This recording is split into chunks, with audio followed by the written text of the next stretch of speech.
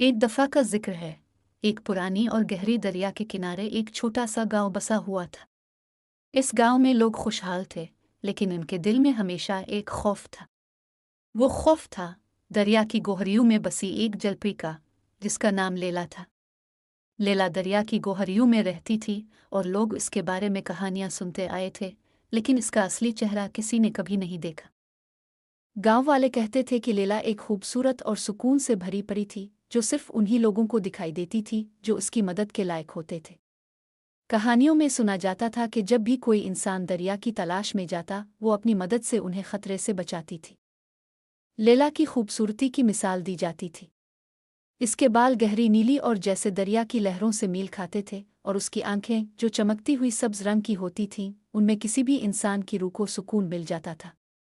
इसके पंख जो पानी में मिलते थे, दरिया के साए की तरह चमकते और लंबे फैलते, जैसे किसी ने चांद को दरिया की गोहरियों में डाल दिया हो।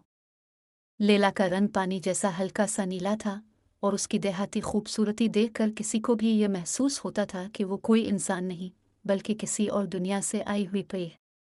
इसकी मुस्कुराहट भी ऐसी थी, जो दरिया के अंदर चलती हुआ की तरह पर सुकून थी। एक दिन एक लड़का जो गांव का रिहायशी था, काफी ज्यादा परेशान हो गया। इसका नाम फहद था, और वो दरिया के किनारे पर घंटों बैठा रहता था, लेकिन इसकी किस्मत में कुछ भी नहीं था। इसके खानदान के लिए जिंदगी बहुत मुश्किल हो गई थी। इसके पास अपनी माँ और बहन का ख्याल रखने का बहुत ज्यादा बोझ था।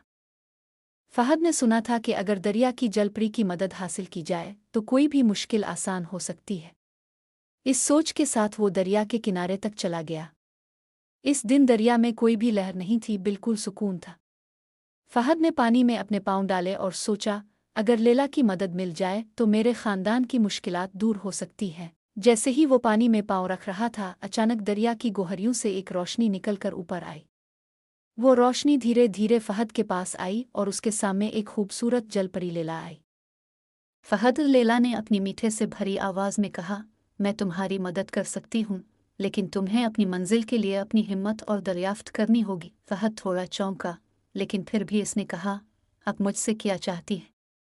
मेरे पास कोई जरिया नहीं है, बस अपनी जिंदगी का एक मकसद है। लेला मुस्कुराई और कहा, तुम्हें अपने दिल की सुननी होगी।